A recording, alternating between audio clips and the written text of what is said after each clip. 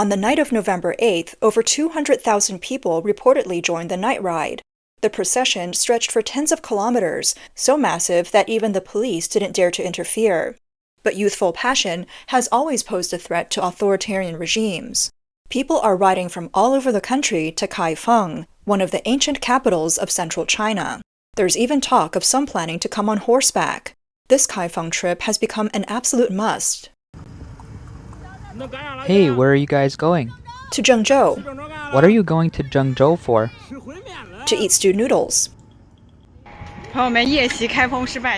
Friends, our night raid on Kaifeng didn't work out. Now we're heading to the eastern edge of Zhengzhou by subway. From there, we'll go on foot. Anyone willing to give us a ride, please help. On the evening of November 8th, many students from out of town also took high-speed trains to Zhengzhou to join this movement, and even some veterans joined the ride. 8 years in the Henan Armed Police, heading to Kaifeng tonight. Former member of the People's Liberation Army? Tonight, we're raiding Kaifeng. Let's go, brothers. 8 years in the Air Force, off to Kaifeng tonight. Veterans never fade. 8 years of service, once a soldier, always a soldier. We may shed blood and skin, but we never back down. Let's go, Kaifeng. 8 years in the Rocket Force, heading to Kaifeng. Let's go. 8 years in the Army, charging Kaifeng. Go, go, go. 5 years in the Air Force, veterans never fade. Night ride to Kaifeng. Let's go. Time to train. Wu Shijun leading his comrades, off to Kaifeng on a night ride. Let's go. 5 years in the Air Force, off to Kaifeng. Go, go, go. 8 years in the Armed Police, no backing down. Night ride to Kaifeng. 5 years in the Air Force, night ride to Kaifeng. Attack. At 3 a.m. on November 9th, the road from Zhengzhou to Kaifeng, which is 60 kilometers long, was packed with people as far as the eye could see. Another video shows some of the student riders holding a banner with the word freedom. It's 9 p.m., and here at the traffic light intersection, cars are waiting at the red light. There are so many people here, it's hard to move. Just look at this starting scene. It's so incredible. Let's go up front and capture this amazing moment. Wow, it's spectacular.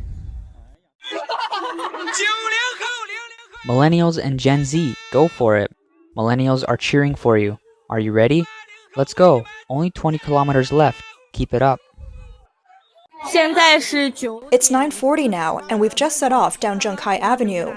Just look at this. There must be millions here. Because youth has no price, I chose a shared bike. We're stuck in traffic on the way to Kaifeng. Who would have thought Zhengkai Avenue would get jammed too? Tonight there's nothing dampening our spirits, only this fearless pursuit of youthful passion. We're going downhill now. As I try to embrace a younger mindset, we've already been riding for hours. We started around 8 p.m., and now it's past midnight. It's been about 4 hours, and we still have 30 kilometers to go. On November 8th, at the Jianghu Music Square in Kaifeng's Wansui Mountain, thousands joined a massive sing-along, each holding a glow stick. The scene was incredibly powerful, with waves of people feeling the vibrant energy of the music festival. Kaifeng truly understands the spirit of the younger generation. Across social media, videos of university students' night rides to Kaifeng spread widely. It was a lively journey, with riders waving flags, playing music from speakers, and singing along together. In the chilly northern night, a passionate group of young people raced through the streets, their enthusiasm infectious. The night ride to Kaifeng only gained momentum, reaching its peak on the evening of November 8th. In Zhengzhou alone, 70,517 shared bicycles headed for Kaifeng, with the entire Jingshui East Road filled with college students. Public videos showed the immense cycling crowd occupying half of the Zhengkai Avenue, stretching for tens of kilometers as more students joined along the way. This main road connects several university towns, and it wasn't hard to gather tens of thousands of people. The slogan, "Youth has no price, night riding is for now," went viral. Although no protests were reported, the scale of this ride far surpassed the White Paper movement of 2022, prompting the government to order a full ban and universities to announce lockdowns. However, social media posts by students indicated that by early November 10th, police were stationed at intersections throughout Zhengzhou. With cycling no longer an option, students raised flags and began running to Kaifeng on foot. Videos online show police cars and officers at various checkpoints in Zhengzhou, stopping the night riders. At one checkpoint, several bicycles were inspected.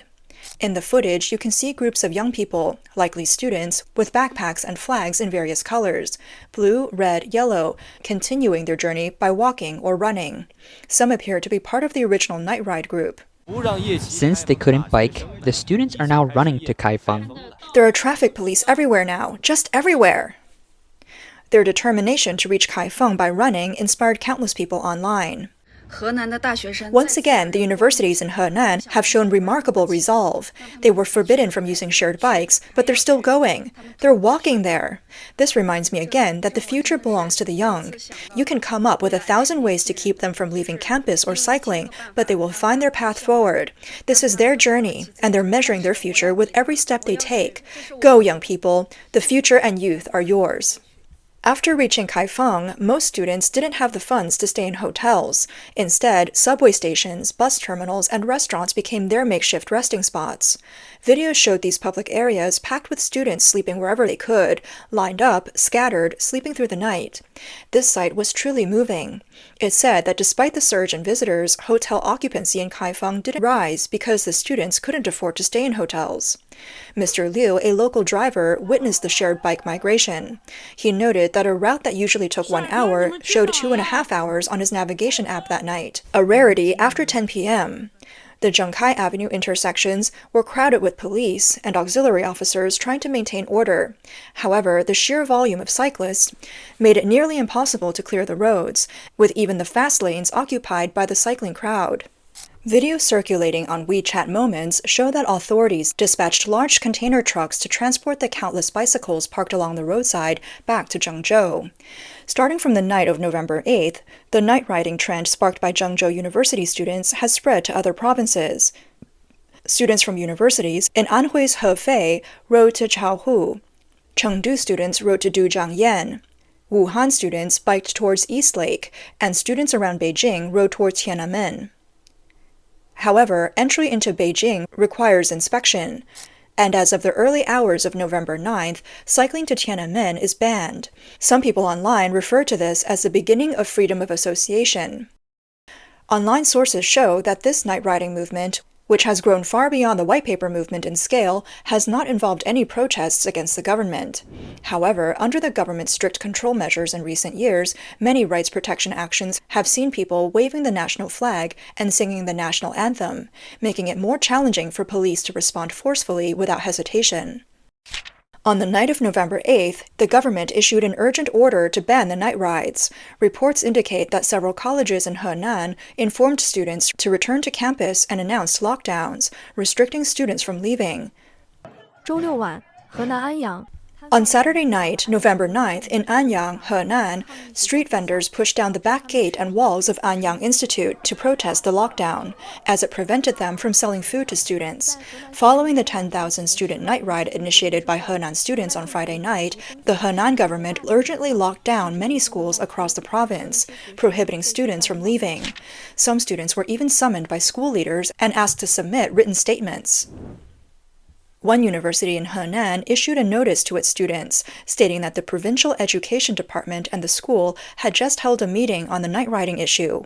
Currently, over 200,000 people are heading to Kaifeng, including many from the broader society, and allegedly some with antisocial or foreign agendas. Thinking back to the Hong Kong riots, it's understandable why the education department and police are taking this so seriously. In university WeChat groups, officials warned students. The department has already called. This incident has turned into a political movement. Joining could ruin your life. They urged students to contact anyone who had joined the night ride and convince them to return. On the afternoon of November 9th, Zhengzhou and Kaifeng traffic police issued a notice. Due to shared bikes and other items occupying parts of Zhengkai Avenue, the Zhengzhou section would prohibit non-motorized vehicles from 4 p.m. on the 9th to noon on the 10th to ensure road safety. Videos online show that Zhengkai Avenue has been completely closed with only police cars visible on the road. On November 9th, bike-sharing companies Hello, Jingchu, and Meituan jointly announced that Zhengzhou's shared bike surface area is limited to the city's 4th ring roads. Any rides outside these boundaries would trigger a 3-minute reminder before the bike locks, with additional fees for relocation. Topics about the night ride quickly topped China's social media trending lists that night, sparking extensive discussion among Chinese netizens. Some commenters observed that students and young people were gathered for non-political reasons, yet authorities acted swiftly out of an inexplicable fear, politicizing the entire incident. While authorities may succeed in curbing events temporarily, they may eventually fail, as this imposed politicization could ultimately backfire on them. Currently, with China's economy in decline, societal pressures have reached a critical point. In August, the unemployment rate for urban youth aged 16 to 24, excluding those still in school, stood at a high of 18.8%. In September, it remained at 17.6%, the second highest this year. On overseas social media, some users commented that graduates face unemployment upon graduating, and the government's poor handling of unemployment could become the spark for political unrest. They added, "The 1989 democracy movement didn't succeed, so young people, it's up to you now." Some people online have commented that for the youth, who have nowhere to channel their energy and passion, riding dozens of kilometers just to eat soup dumplings is perhaps the wildest thing they can imagine and achieve. But this isn't just enthusiasm, it's a bittersweet feeling. When thousands participate, and when 3 million students are competing for civil service jobs that are often undesirable, one can begin to understand why students are taking part in these night rides to Kaifeng. This phenomenon started with 4 university girls who rode over 50 kilometers from Zhengzhou to Kaifeng in June, simply to try Kaifeng's famous soup dumplings. They shared their experience on short video platforms, which drew attention and inspired others. Since then, the night rides have grown steadily, with more people riding shared bikes to Kaifeng for soup dumplings. On November 2nd, the movement erupted, with 6,000 shared bikes ridden from Zhengzhou to Kaifeng in one night.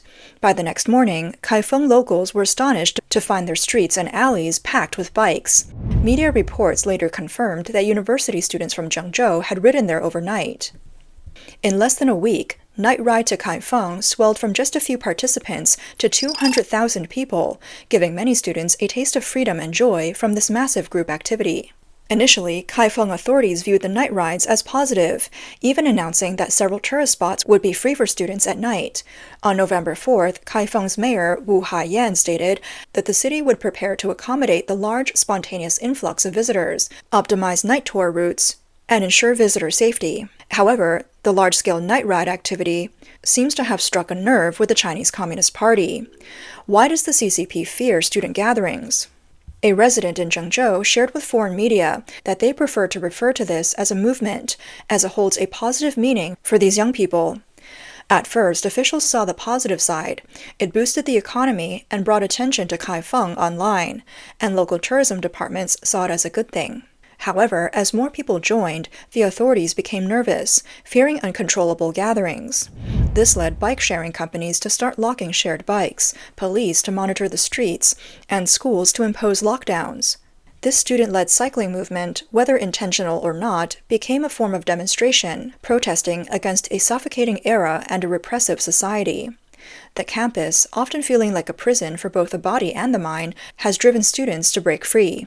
Gathering with others is a social action, a form of release in response to the despair and pressure this era has placed on them. Commentator Cai Shinkun shared on X, pointing out that the CCP is most fearful of young people organizing spontaneously, much like the recent white paper movement. Young people use these unique forms of expression in an authoritarian society, though it's unclear what they want to convey, whether it's the frustration of graduating into unemployment or a call for the CCP to address their struggles. In Shanghai, on October 26th and 27th, some Halloween gatherings became targets of suppression. Police arrested many people in Halloween costumes, even detaining someone dressed as Buddha. Students were also told not to participate in unofficial activities, showing that the authorities still have a deep-seated fear of spontaneous youth gatherings. A former 1989 student movement leader, Wang Dan, commented that the CCP government maintains high vigilance over any form of public gathering, especially those outside its control. People draw strength from being in a group, and this collective strength is seen by the authorities as unpredictable and potentially dangerous. Consequently, even politically neutral events like Halloween have become targets for stability maintenance,